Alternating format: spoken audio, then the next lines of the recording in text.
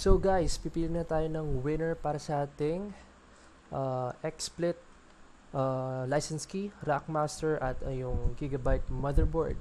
So unahin natin sa XSplit. Kung makikita nyo, meron ditong mini web tool, random name picker. Yan yung gagawin natin para sa raffle. Pwede nyo yung i-check out. Legit yan sa miniwebtool.com. So pwede nyo tignan-tignan, pwede nyo i-testing. Yan. So ito yung mga sumali. Ito yung mga valid entries, yung sinunod lahat ng steps. Meron tayong 148 participants. So, sana mapili kayo para sa ating XSplit license key. Ito na. Ipipaste ko na yung pangalan. Pick a random name. At ang unang winner natin ay si Cha. Okay. So, Cha lang yung pangalan niya sa Facebook siguro. So, Cha, you're the winner of the XSplit license key. So, tatanggalin na kita dito sa list since nanalo ka na. Ang daming Cha. Ayan, Cha. Okay. So, tanggal na si Cha. Congrats ulit. Manalo ka ng XSplit license key. Ulitin natin. This is for the Rackmaster, Deepcool Rackmaster. So, ito. Pick a random name. Ang second winner natin ay si Byron Dalisay. Byron Dalisay, congratulations. Nanalo ka ng Rackmaster, Deepcool Rackmaster.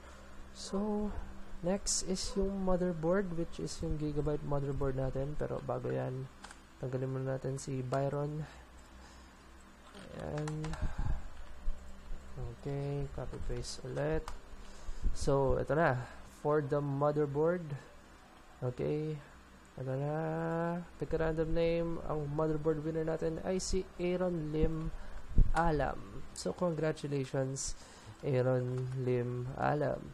So, thank you sa lahat ng mga sumali. Better luck next time. Marami pa tayong mga giveaways soon. Siguro, next anniversary. Sige, hintay lang tayo.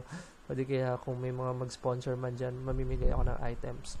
So, sa XSplit, nanalo si Cha, Rackmaster, Byron Dalisay, at yung Gigabyte motherboard, si Aaron Lim Alam. Don't worry, may chance pa rin kayo manalo in case na hindi sila mag-PM sa akin sa Pinoy Reg Enthusiast page. In case na hindi sila mag-PM bukas, May 8, 2016, syempre 8 PM deadline yan.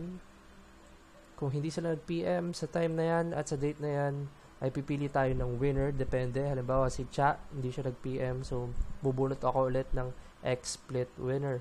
So yan guys, maraming salamat ulit at sana nag-enjoy kayo sa giveaway na ito.